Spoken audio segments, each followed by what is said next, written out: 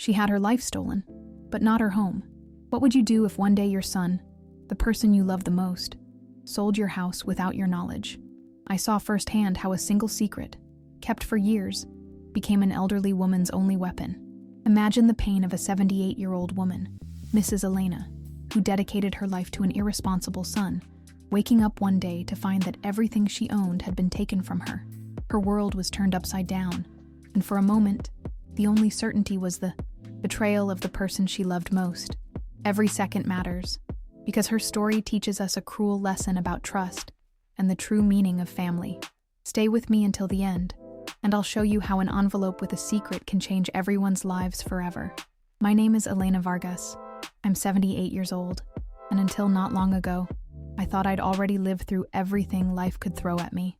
I was a seamstress for over 5 decades here in Seville, where I was born, raised, and where I raised my only son. I've lived in the same corner house for more than 70 years, a modest place with old tiles on the facade and that familiar smell of brewed coffee in the kitchen. Since my husband passed away 15 years ago, my world has become smaller and quieter, but it was still mine. My days were marked by tiny routines, watering the garden, sewing for neighbors, and waiting on the porch each evening for a call from my granddaughter Sophia. Sophia lives in Madrid now, far enough that we don't see each other often, but close enough that her voice still warms my heart through the phone. She's my light, the one that keeps my hands moving and my soul awake. My son Javier, her father, is complicated. He has this charm that draws people in, but under it, there's always been this current of restlessness. He's never held on to money for long, never stayed in one job, never really recovered from his divorce from Laura. That breakup left more than a hole in his heart. It cracked his judgment, his sense of responsibility, maybe even his pride. Despite everything, I loved him fiercely, maybe too fiercely. I always thought that if I just kept the door open and the coffee warm, he'd come back to himself. I wanted to believe that. So years ago, when I had a health scare and needed someone to help with my medical paperwork, I gave Javier a power of attorney. It seemed harmless, necessary even. I was in and out of clinics, and I didn't want complications if something went wrong. I never imagined he would use that paper for anything else. I trusted him, as only a mother can trust. It was a Tuesday morning, clear skies, breeze flowing gently through the lace curtains. I was trimming the rose bushes when I noticed a letter poking out from under the gate. It looked official, with one of those waxy printed seals. I thought it was junk mail at first, but something about it felt off. The envelope wasn't addressed to me. It had a different name entirely, someone I'd never heard of.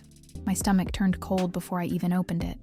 I wish I could tell you I was overreacting, that it was nothing, but nothing could have prepared me for what I found inside. It was a welcome packet for the new owners of my house. I sat down on the front steps, letter trembling in my hands. My name wasn't anywhere on the sale documents, but the address was unmistakably mine. My fingers scanned the pages over and over again, searching for some mistake, some explanation, something.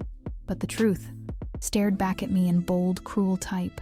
My home had been sold, and not by accident, not by force. My son had sold it, using the power of attorney I gave him for medical purposes. He'd betrayed me in the quietest, most devastating way possible. I didn't cry at first. I couldn't.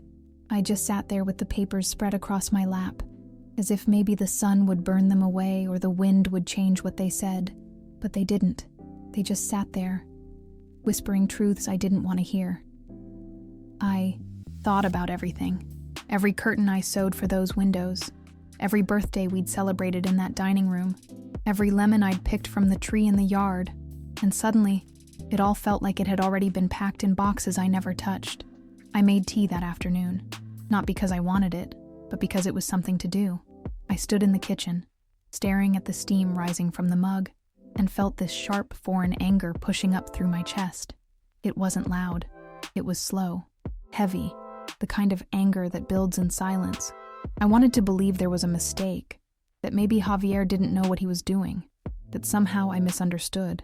But deep down, I knew. He'd done this with intention. And worst of all, he hadn't even told me. I didn't call him right away. I couldn't. I was afraid of what he might say, afraid that he'd lie, or worse, that he wouldn't. So I waited until evening. I watched the sun lower behind the neighbor's rooftop and listened to the birds settle into the olive tree. Only when the sky turned that burnt orange did I pick up the phone and dial his number. He answered on the third ring, cheerful as ever, like nothing had happened. That hurt more than anything. "Hi, Mama. Everything okay?" he said, like I hadn't just discovered the ground was missing beneath my feet. I didn't yell. I didn't even raise my voice. I simply asked him, "Did you sell my house, Javier?" There was a pause. Not long, but just enough to feel like a chasm had opened between us. "Mama, I was going to tell you. I needed the money. Things haven't been easy lately." That was it. No apology. No shame. Just excuses, dressed up in that smooth voice of his. I remember feeling something shift inside me at that moment, like a string had been cut. "You used the power of attorney I gave you to handle my medical papers," I said. "You sold the house I've lived in my whole life, without even looking me in the eye." He tried to explain himself, something about debt, about an investment gone wrong, but I had already stopped listening. I told him not to come over, that I needed space. I think he tried to laugh it off, tried to charm his way back into my good graces. But I hung up. For the first time in my life, I hung up on my son. That night, I didn't sleep. I sat in the living room with the lights off, wrapped in my old shawl, staring at the family photos on the wall. My husband's smile, frozen in time. Sophia as a baby, holding a stuffed bear. Picture of Javier at his graduation, looking so proud. I wondered where it had all gone wrong. How a child raised with so much love could turn around and erase his mother's home like it was just another business transaction. The next morning, I woke up to the sound of knocking. Loud, impatient. I opened the door and found a couple standing outside, maybe in their 40s, holding clipboards and wearing wide smiles. "Good morning, Señora. We're the new owners. We'd like to take a quick look inside and talk about the moving process." Just like that. As if I were a tenant. As if this was already theirs. I stood there, my heart pounding in my chest, trying to find the words. But I didn't need to stall for long, because I had already planned for this. 2 years ago, after Javier's divorce, I started to worry. He had begun asking strange questions about the house, the deed, the future. That's when I went to my lawyer and changed everything. Quietly, without telling anyone. I transferred the deed to Laura's name, his ex-wife, Sophia's mother. It wasn't about choosing her over him. It was about protecting something sacred. I wanted Sophia to have a future. I knew Laura would never let anything bad happen to her, and I trusted her more than I trusted my own son. So when the couple stepped into my hallway and started talking about renovation plans, I walked into my bedroom and opened the top drawer of my dresser. I took out the manila envelope, the one with the old smell of paper and ink. I walked back slowly, my fingers trembling slightly, not with fear, but with the weight of the moment. I placed the envelope on the dining table. "Before you go any further," I said, "you should read this." The man took the envelope, curious but unconcerned. His wife leaned over his shoulder as he opened it. The deed, dated 2 years ago, signed and notarized. Elena Vargas, former owner. Laura Ortega, current legal owner. You could almost hear the air shift in the room. "What is this?" he asked, blinking. "This can't be right." I just stood there, arms crossed gently over my chest, watching as the floor beneath them cracked open. The man didn't say anything for a while. He just kept flipping through the pages, as if one of them might magically contradict the others. His wife was the first to speak.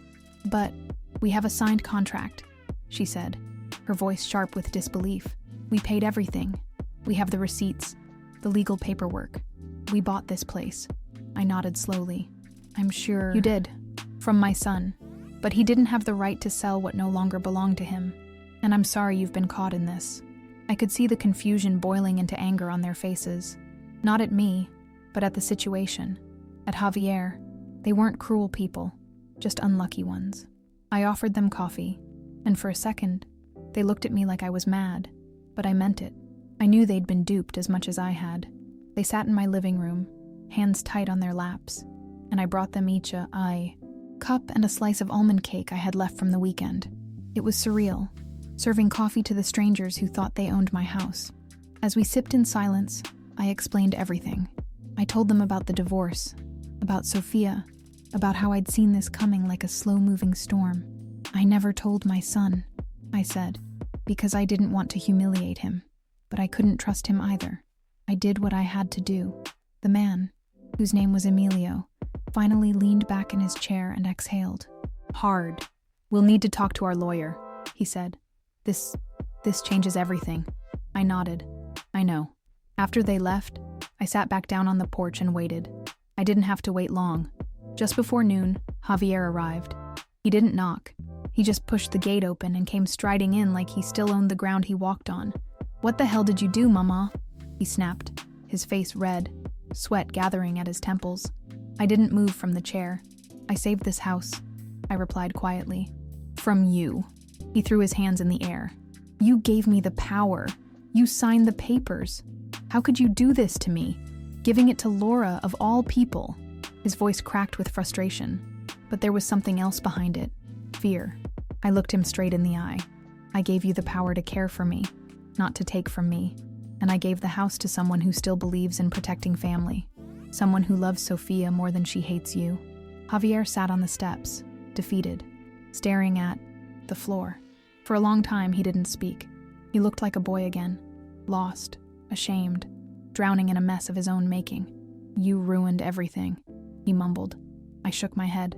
No, you did that. I just refused to let you take me down with you. I thought of all the nights I'd stayed awake worrying about him, all the second chances I'd given without asking for one in return. And now, I was done. I told him he could stay for lunch if he wanted.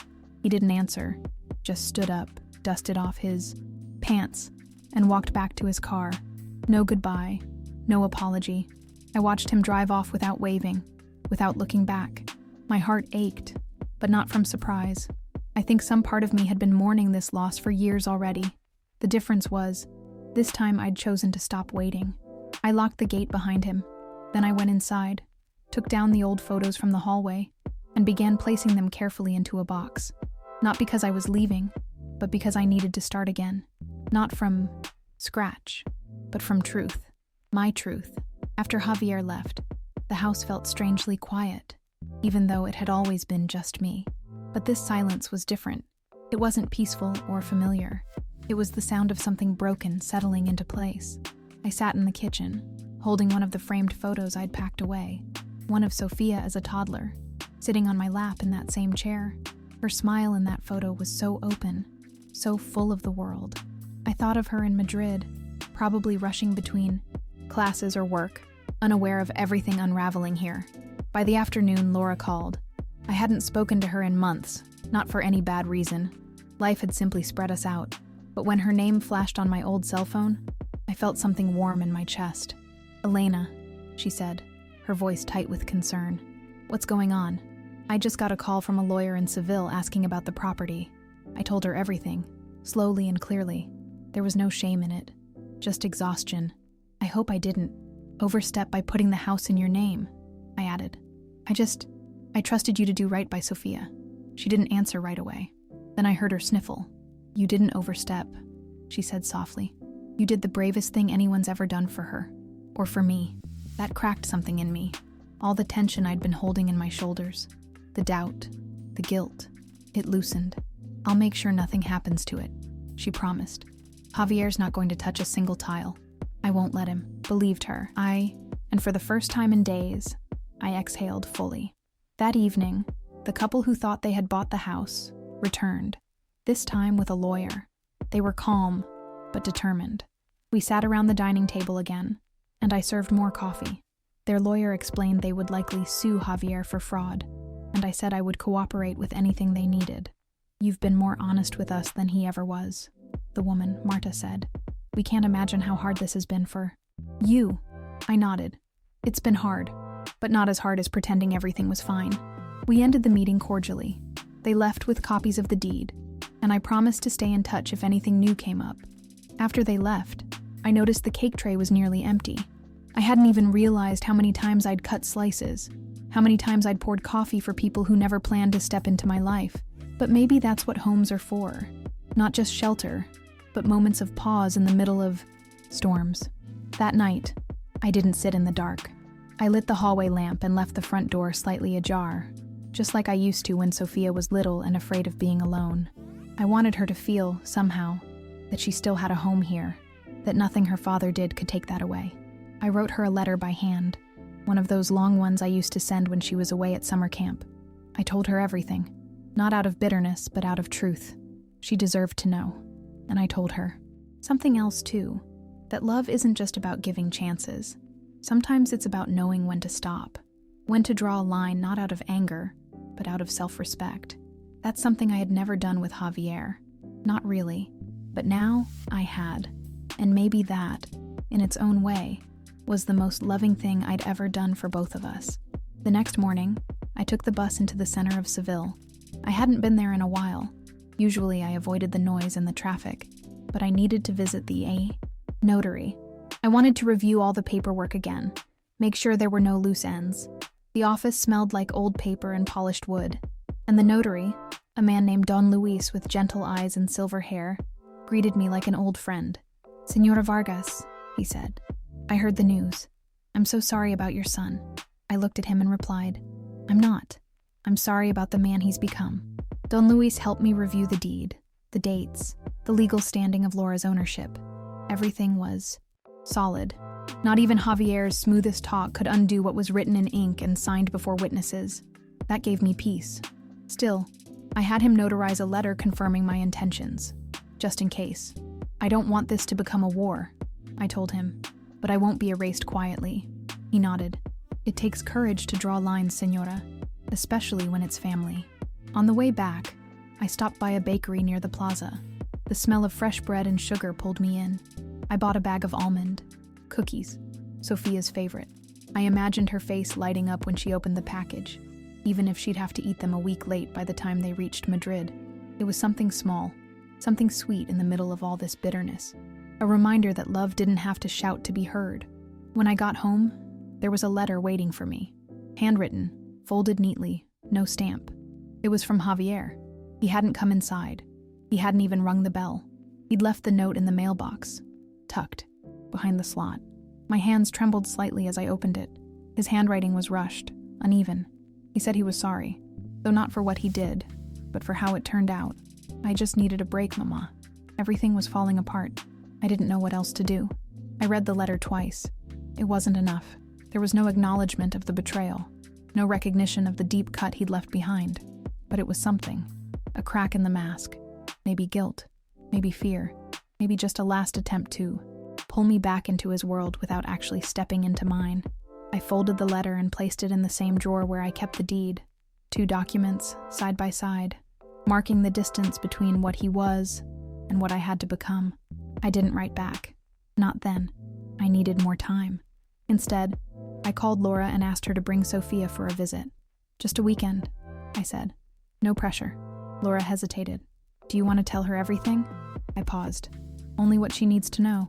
The rest, she'll understand when she's older." I didn't want Sophia to carry the weight of her father's mistakes, but I wanted her to remember that her grandmother fought for her, that she wasn't just a shadow in the background of grown-up chaos. That Saturday, they came. Sophia ran through the gate like she always did, arms wide open, hair bouncing in the sun. I hadn't seen her in 6 months, and just the sight of her made everything worth it. We baked lemon cake together, played cards, and walked through the neighborhood. She asked about the boxes in the hallway, and I told her I was cleaning out old memories, not getting rid of them, just giving them space. She nodded solemnly, like she understood. That night, she fell asleep in my bed, curled up with one of my old shawls. I watched her chest rise and fall, steady and calm, and I felt something settle in me too. The storm hadn't passed entirely, but my roots had held, and in that quiet moment, I knew I hadn't lost my home. I had saved it. The next morning, Sophia helped me in the garden. She wore one of my old straw hats, too big for her head, and kept asking questions about every flower. "Why are the roses always red? Why do bees like lavender? Why don't you have any sunflowers, Abuela?" I answered what I could, and made up the rest. Her curiosity reminded me of Javier when he was little, before everything got complicated. There was a time when he asked questions like that too, before money, pride, and fear twisted the way he saw the world. At one point, she turned to me and asked, Abuela, why did you give Mama the house? The question came so gently, but it struck something deep in me. I didn't flinch. I just wiped my hands on my apron and looked her straight in the eye. Because it was never just mine, Carino. This house is part of you. I needed to make sure it stayed with someone who understands what it means to belong to a place. She nodded slowly, like she didn't fully understand, but wanted to. That was enough. For now. Later that day, Laura and I sat on the porch while Sophia napped. The heat had finally broken, and a soft breeze rustled the orange trees. Laura held her coffee cup with both hands, her eyes thoughtful. "Do you think he'll come back?" she asked. I didn't need her to clarify who. "He might," I said, "but not to apologize. Javier doesn't know how to come back unless someone pulls him." She looked at me and said, "Are you going to pull him?" I shook my head. "Not this time." We sat in. Silence after that. A silence that didn't hurt. Just rested between us like old fabric. Worn, soft, familiar. I realized then that I wasn't angry anymore. I wasn't waiting for Javier to understand, to fix what he'd broken. The house was safe. Sophia was safe. And maybe, just maybe, I was finally safe too. I had always believed that mothers had to hold everything together. But sometimes, letting go is the strongest kind of love there is. When Laura and Sophia left Sunday afternoon, we hugged for a long time at the gate. I pressed a small envelope into Laura's hand. Inside was the letter I had written for Sophia, sealed and marked, "For when you're ready." I trusted Laura to give it to her when the moment was right, not out of fear, but out of respect. That's what I wanted Sophia to learn most, that love and honesty don't always arrive at the same time, but they are meant to walk together. After they left, I didn't feel the usual ache of absence. I felt something steadier, like the ground had settled beneath my feet again. I went back inside, rearranged the living room furniture, and opened all the windows. I wanted the house to breathe. It had held too many secrets for too long, and now, finally, it could rest too. I poured myself a glass of lemonade and sat by the window, listening to the city humming softly in the distance. That night, I dreamed of my husband. He was standing by the lemon tree, arms crossed, smiling like he used to when he caught me humming while I worked. In the dream, he didn't say anything. He just nodded once, slowly, as if to say, "You did right." I woke up with tears on my cheeks, but they weren't heavy. They were light, like the first rain after a long dry season. By Monday, I was back to my routines. The roses needed trimming again, and a neighbor dropped off a dress to be hemmed. Life didn't pause because mine had been shaken, and maybe that was the most comforting thing of all, that even after betrayal, even after heartbreak, the world keeps moving, and so do we. That week, the neighborhood buzzed. Word travels fast in places like ours.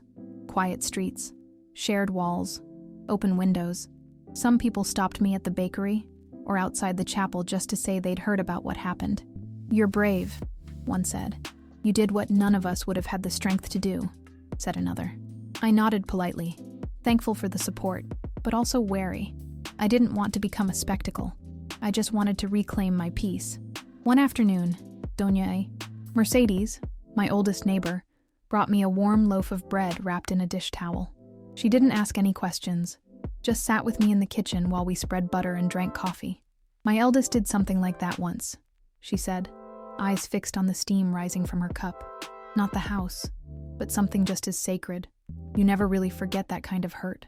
I reached out and touched her hand. In that moment, two mothers shared something that didn't need words. It wasn't long before I received an official letter from the civil court, a notification that Javier was being sued by the couple he had sold the house to. Fraud, breach of contract, misuse of power of attorney. It was all there, black on white. I wasn't surprised, but it still stung, seeing his name in legal documents like a stranger's. I placed the letter in a folder next to everything else. I didn't want revenge. I wanted distance. I wanted freedom. Javier didn't call. He didn't show up. Weeks passed, and with each one, his absence grew heavier, but also more manageable. It became part of the house, like a shadow that shifts with the light, but never fully disappears. I still thought of him when I passed the hallway where his childhood drawings once hung, or when I found old school photos tucked into drawers, but I didn't ache like before. I had begun to understand something essential. Not every bond can be mended. And sometimes, it shouldn't be. One Sunday, I found myself writing again. Not letters, but small notes. Memories. I started a notebook for Sophia. Stories she'd never heard. About her father when he was still innocent. About her grandfather and our first years in that house. About the lemon tree that bloomed the year she was born. I wanted her to have something real. Not filtered through court battles or bitter silences. Just truth. Pure and flawed and human. Writing became a kind of therapy. Each page helped me peel back layers I hadn't touched in years. Regret? Yes. But also gratitude. I had survived poverty, widowhood, motherhood, betrayal, and somehow still had something to give. I wasn't just the woman who saved a house. I was the woman who remembered, who still had the strength to preserve the pieces worth keeping. Then came a knock at the gate. I looked through the curtain and froze. It was Javier. He stood there, older somehow, even though it had only been a few months. Shoulders slouched, eyes hollow. I didn't move at first. I just stared, unsure whether to open the door or let him remain behind the metal bars he had built for himself. But something in me shifted. Not forgiveness, but readiness. I opened the gate. We didn't hug. We didn't cry. He just looked at me and said, "I don't have any excuses left." I nodded, stepping aside to let him in. It didn't mean I trusted him again. It didn't mean things would go back to the way they were. But it was a beginning. Frail, complicated, and real. We sat at the kitchen table, the same place where I'd once fed him spoonfuls of warm lentil soup and bandaged his scraped knees. But now, the space between us felt vast. Javier didn't touch the coffee I placed in front of him. He just stared at his hands, rougher than I remembered, as if life had finally left its marks. "I've lost everything," he said quietly. "The car, the money. People don't return calls anymore. I deserve it. I know." His voice wasn't dramatic, just tired. I listened, letting the silence do most of the talking. Part of me wanted to say something sharp, to remind him of what he'd put me through, of the house, of the fear. But instead I asked, "And Sophia? Have you written to her?" He shook his head. I wouldn't know what to say. I looked at him for a long time before replying. "Start with the truth.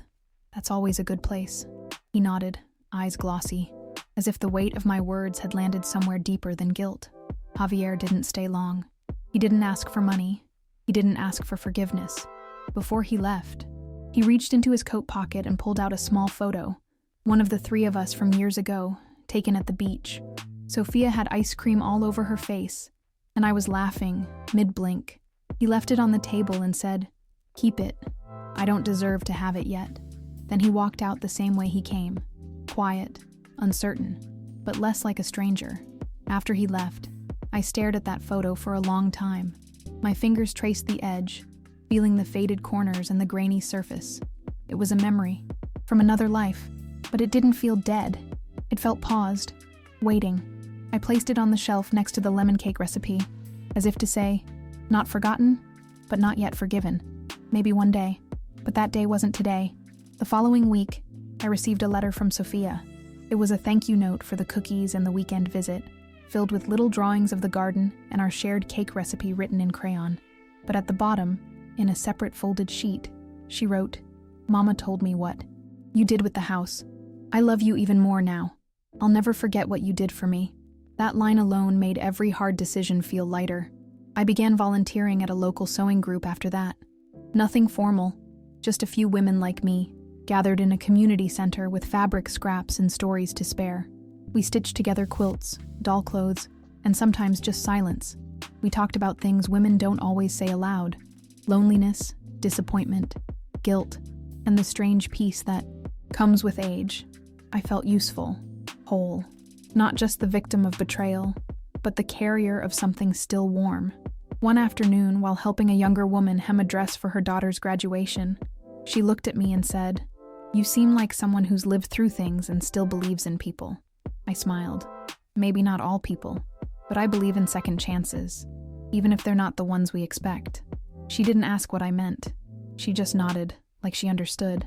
That night, as I walked home past the flickering street lamps and the scent of orange blossoms in the air, I thought about legacy. Not the kind that lives in wills or property deeds, but the kind that grows quietly in the choices we make. I hadn't saved my house to prove a point. I'd done it to protect something deeper. And in doing so, I had finally begun to rebuild something in myself too. One morning in early spring, I received a call from the court. The case against Javier had moved forward. He was being held, responsible for restitution, and the buyers were seeking damages. I listened to the clerk explain everything in a neutral tone, but every word landed like a small stone in my chest. I knew this would come. I knew justice needed to be served, but knowing it didn't make it easier.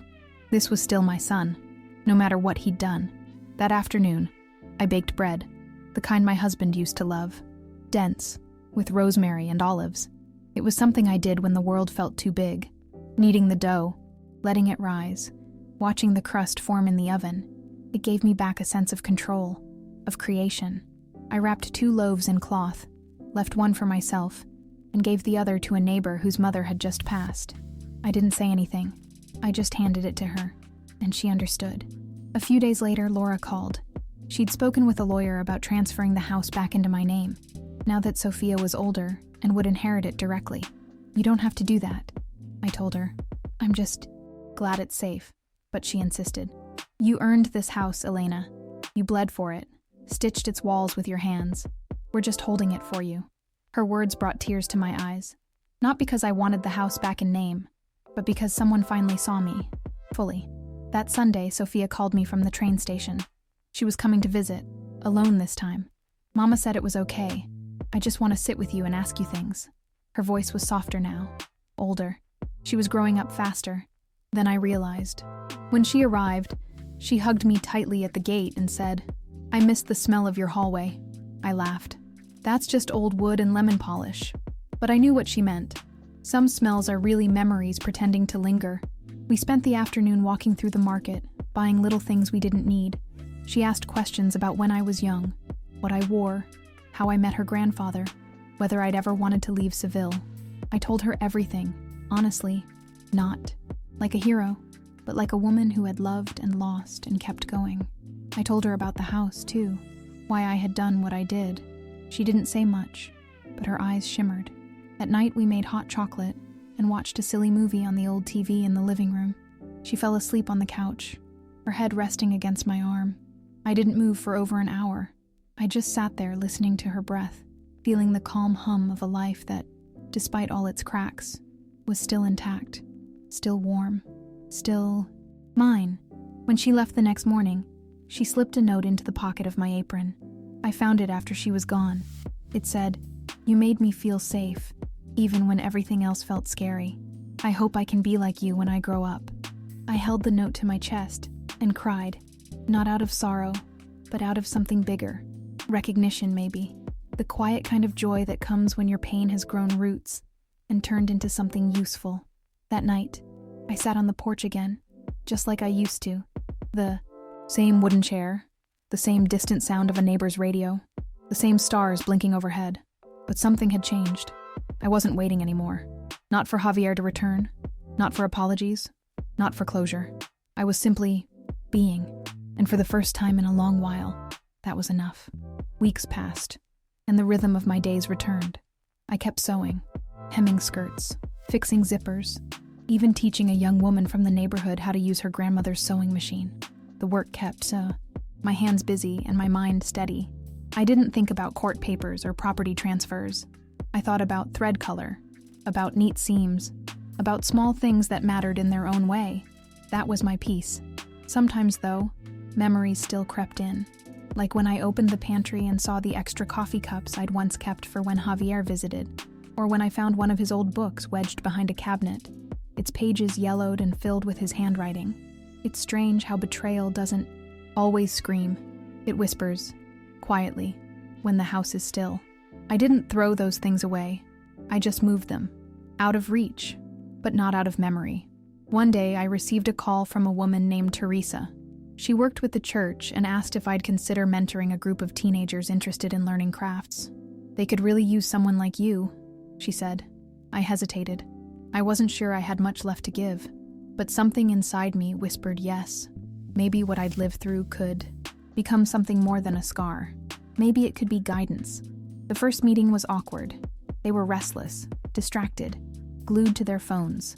But slowly, As the fabric unrolled and the scissors snipped, something shifted. They started asking questions. They started laughing, and I started seeing bits of myself in them. Not in their stories, but in their hopes, in their desire to build something, to feel proud of something. It reminded me that time doesn't erase us, it reuses us. Girls, One Lucia. of the reminded me of Sophia, curious, bold, with too many thoughts for one body. She stayed after one session and asked, "Do you regret giving your house away?" I smiled at the question. "No," I said. "I didn't give it away. I gave it forward." She tilted her head, unsure of what that meant. I patted her hand. "You'll understand one day, when you realize some things are more valuable than ownership." As the program continued, I found myself looking forward to those afternoons. The room buzzed with life, with mistakes and laughter and learning. I taught them how to sew straight lines, how to fix a button with patience, how to sit still long enough to hear their own thoughts. And in return, they reminded me how much I still had to offer, that I wasn't fading, I was evolving. At home, the house no longer felt like a battlefield. It felt lived in again.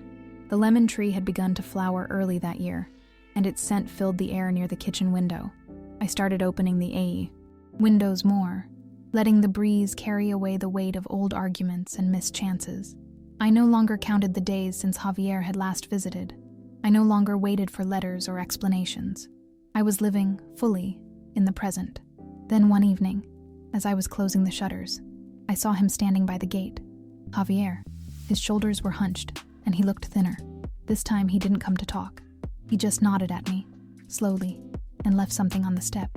A potted plant. Lavender. The same kind I grew when he was a boy. I didn't chase after him. I didn't call out. I simply picked up the pot, held it to my chest, and whispered, "Thank you." I placed the lavender on the kitchen table, near the window where the sun hit gently in the late morning. It filled the room with that soft, nostalgic scent that instantly transported me to the days when Javier used to help me water the plants with a plastic cup and muddy shoes. It wasn't an apology, not really, but it was something, a gesture, a memory made tangible. And in that small, silent offering, I sensed the beginning of something fragile, remorse maybe, or recognition. I didn't call him. I didn't need to. I knew that if he wanted to try again, he would have to do the work, real work. Showing up with lavender was a first step, but healing doesn't live in single gestures. It grows slowly, like roots pushing through dry soil. I chose to be open, but not exposed, ready, but no longer vulnerable to his storms. The house had endured too much to risk another collapse. That weekend, I went to the cemetery. I hadn't visited my husband's grave in nearly a year. I brought fresh white lilies and sat beside the stone, tracing his name with my fingers. "You wouldn't believe everything that's happened," I whispered. "But I hope, you'd be proud of how I handled it." I sat there for over an hour, watching the clouds shift and the light move across the marble. It felt like I was closing a loop I hadn't realized was still open. Back at home, I began a new quilt. This one wasn't for anyone specific. It was a patchwork of old fabrics I'd saved over the years. A piece from Sophia's baby blanket, a square from my wedding dress, scraps from curtains long since replaced. Each one held a story, a place in the house, a place in my heart. Stitch by stitch, I began sewing my life back together. Not perfectly, not symmetrically, but with honesty. Lucia stopped by to help me with the quilt one afternoon. She admired the patterns, asked questions, and shared a story about her brother who'd recently run away from home. "My mom's been crying every night," she said, "but she won't talk to anyone." I listened quietly, then said, "Sometimes we don't talk because the pain is still alive. But stitching helps. It gives pain a place to rest." She nodded, blinking quickly, and kept sewing. That's how we grieve now, together, in threads and silence. One day, I received a letter from the couple who had tried to buy my house, Emilio and Marta. They were moving to a new place not far from Seville and wanted to thank me. "We were angry at first," Marta wrote, "but now we understand you were protecting something sacred. We admire your strength." Enclosed was a photo of their new home, a small stone cottage with a blue door. I smiled. They looked happy. That made me happy too. As spring turned into summer, I found myself smiling more often. Not forced smiles, but the kind that happen when you're surprised by something simple: birds fighting over a crumb, the smell of tomatoes on the vine, Sophia's laugh on the phone. Life didn't get easier, but it softened. The sharp edges dulled. I was no longer bracing myself for the next betrayal. I had survived the worst and rebuilt on my own terms. Then one afternoon, a knock came at the door. It was Laura, holding a folder in her hands and a tired look on her face. She came in without speaking and sat at the table. "It's time," she said.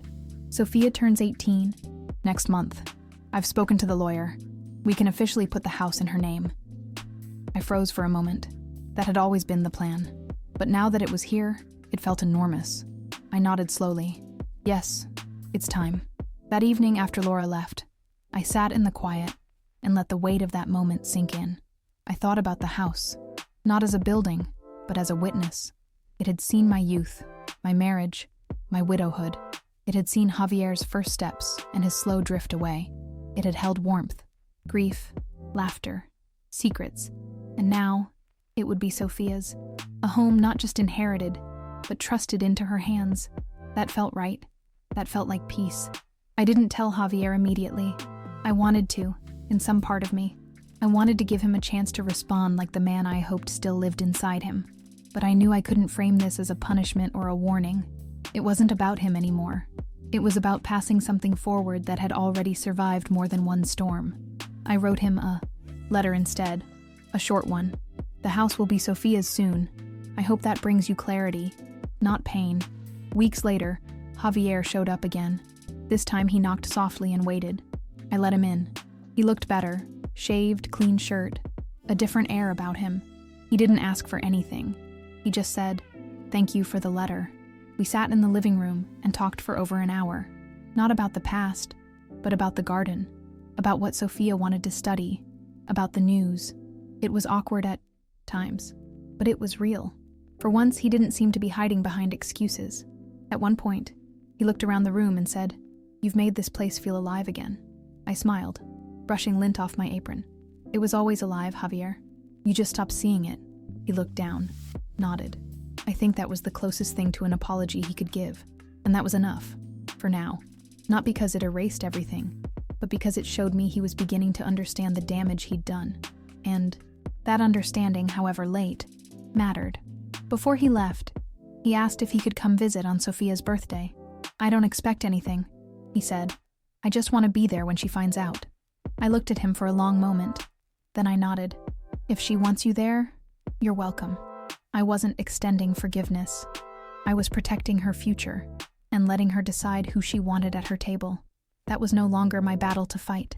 The weeks leading up to Sophia's birthday were filled with quiet anticipation. I had the deed prepared, the papers printed and notarized. I kept them in a drawer by my sewing table, next to her baby photo and a tin of lemon candies. When she arrived, all grown up and glowing with that youthful certainty that life was still full of possibilities, I felt my chest tighten with pride. She had become everything I had dreamed of and more. That night, we gathered in the backyard. Just the three of us, Sophia, Laura, and me. Javier came later, standing by the gate until Sophia waved him in. No drama, no tears, just a quiet acknowledgement that this was her moment, not his. I handed her the envelope with the deed, wrapped in a ribbon. She opened it slowly, eyes wide as she read. "You're giving me the house?" she asked, stunned. I nodded. "It's yours. Always has been, in a way."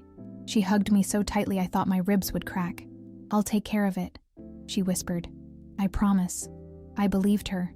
With every fiber of my being, I believed her. Because this wasn't just about property. It was about roots, memory, resilience, and she carried all of it with grace far beyond her years. After Sophia read the deed, she didn't let go of it for a long time. She held it like it was something sacred, more than paper, more than legality. "Abuela," she said quietly, "this means more to me than you'll ever know." I smiled and ran my hand gently over her hair. "I hope one day, when I'm long gone and you're sitting on that porch with your own granddaughter, you'll understand what it cost and why it was worth it." She looked at me, eyes glassy but steady, and whispered, "I already do." Laura brought out a cake. Lemon, of course. and we sang softly under the string lights we'd hung between the trees. Javier kept his distance, but when Sofia offered him the first slice, I saw something in his face I hadn't seen in years. Humility. He didn't make a speech or try to reclaim the moment. He simply took the plate, kissed his daughter's cheek, and said, "Thank you for letting me be here." And just like that, I knew she was beginning her own process of deciding what to forgive and what to remember. Later, after everyone had gone to bed, I stayed on the porch alone, watching the candle stubs flicker out one by one. I thought of every chapter this house had lived through, from my parents' voices echoing in the hallways, to my husband's heavy boots on the tile, to Javier's first laugh, and now Sofia's careful footsteps. The house hadn't just endured. It had embraced, carried, protected, and I had done the same. The next morning, Sofia left a letter on my nightstand. She had written it during the night. It wasn't long, but every word was soaked in emotion. "You saved me without ever saying the word save," she wrote. "You taught me that protection can be quiet, and that strength doesn't always roar. I'll never sell this house. I'll fill it with people who deserve to be here." I pressed the letter to my chest and wept, not out of sadness, but out of sheer release. Life after that day moved more slowly, calmer. I still had my routines, my garden, my sewing, my walks to the market, but something inside me had shifted. I no longer felt like I was guarding the house from something. I was now simply living inside it freely, with the peace of knowing it would outlive me with dignity, that it had already fulfilled its purpose, and continued to. Javier came by occasionally, not often, but when he did, he came empty-handed and with no expectations. We talked like acquaintances rebuilding a bridge one brick at a time. There were no grand apologies, but there was presence. Sometimes that's all that's left to give, and all that can be accepted. I let him in, slowly, cautiously, as any survivor would. Laura and I grew closer as well. The tension of the past had faded into mutual understanding. Two women who had loved and been wounded by the same man, but chose to build instead of destroy. We began having coffee every Thursday. She brought pastries. I brewed the coffee, and we talked like family. Not in spite of everything, but because of it. Grief had shaped us both, but so had hope. That summer, I planted new flowers in the front yard. Not because I had to, but because I wanted color, renewal, beauty for its own sake. Neighbors stopped to compliment the change, and I caught myself smiling more often. Not out of habit, but because I finally, deeply, truly felt that everything had turned out exactly as it needed to. Not perfectly, not painlessly, but meaningfully. One afternoon in late August, I was sitting by the window, patching the elbow of an old sweater, when I heard laughter coming from outside. I looked up and saw Sofia standing at the gate with a young man beside her.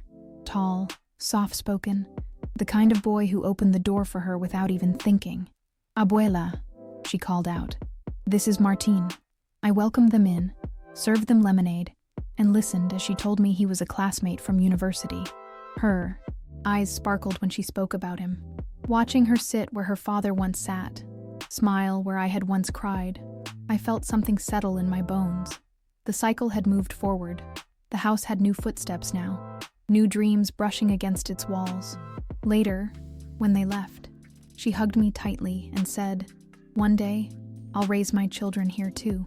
I didn't say anything. I just nodded and looked up at the sky, swallowing the fullness in my throat. That night, I took out an old journal I hadn't written in for years. I flipped through the pages, many yellowed and ink-faded, filled with thoughts from times I barely remembered. I added a new entry. "Today I saw the future walk through my gate and smile at me. I think my work here is done." It wasn't poetic, but it was true. There's a beauty in knowing when to stop holding so tightly, when to let things breathe. Autumn came quietly, the way it always does in Seville. Soft winds, golden light, the smell of roasted chestnuts on the street. I began preparing the house for winter, checking the windows, folding heavier blankets, storing jam jars. Life didn't feel like something rushing past me anymore. It felt like something that had finally slowed down enough to hold in my hands. I continued mentoring the sewing group. Lucia was now teaching the others, and seeing her take charge filled me with pride. She reminded me of myself in my younger days, determined, sharp-eyed, a bit impatient, but full of heart. One day she said, "You should write a book about your life, Señora." I laughed. No one would believe half of it, but part of me wondered if maybe I would. Just for Sophia. In early November, I received a letter from the municipality. They were recognizing my contribution to the local women's program with a small award at the town hall. I almost didn't go. I didn't need applause. But Laura insisted, and Sophia said, "You always told me to stand tall when I do the right thing. Now it's your turn." So I went. I stood in a small room full of women. Some I had taught, some I had cried with, and accepted a piece of paper with my name on it. But what I carried home that day was something else entirely. Dignity. Javier attended the ceremony, quietly, in the back row. He didn't come up to speak, didn't try to make it about him. When it ended, he walked over and handed me a folded note. "I read your journal," he said, "the one you forgot on the porch." I stared at him, surprised. "You should keep writing," he added. "It helped me understand you better. I think I'm ready to try now. To be better, not for anyone else, for myself." It wasn't redemption, but it was a beginning, and sometimes that's all we get. That evening, I added a new line to my journal. Today my son looked me in the eye, not as a child asking for forgiveness, but as a man learning how to change. The past didn't vanish, but it no longer controlled me. It had settled into the floorboards of the house, into the stitching of the curtains, into the silence that now felt comforting, not heavy. Winter arrived slowly that year, with fog rolling in over the rooftops and the scent of cinnamon drifting from every corner bakery. I spent more time indoors, knitting by the heater, sipping tea with honey, and reading the same books I'd already read a dozen times. But everything felt different now, not because the world had changed, but because I had. Peace, I learned, isn't the absence of conflict. It's the presence of acceptance. Sophia called me, almost every evening. Sometimes she told me about her classes, sometimes just about the shape of the clouds outside her dorm. Her voice, once high and full of questions, now carried the calm of a woman becoming herself. We talked like equals, and every now and then, she'd say something that sounded just like me. That's when I knew the house had done its job. It had raised another generation of strong women. Javier visited for Christmas. He brought a small wooden box he'd made himself, painted in deep blue and gold. Inside was a letter, his apology. Not perfect, not polished, but real. He didn't ask to be forgiven. He just told the truth. And in return, I gave him something small, an old photo of him and Sophia under the lemon tree, the one I had almost thrown away but couldn't. We sat by the fire and talked, not as mother and son, but as two adults carrying their own bruises. I wrote the final entry in my journal that night. The house is quiet again, but this time, it's not empty. Resting, like me. I placed the journal inside the wooden box, tied it with a ribbon, and wrote Sophia's name on it. One day, it would be hers. Not to read immediately, but to find when the time was right, when she needed to understand that strength doesn't always roar. In the new year, I turned 79. I didn't throw a party, but the doorbell rang all day with neighbors bringing flowers, cards, cookies. Lucia baked a pie. Laura brought wine.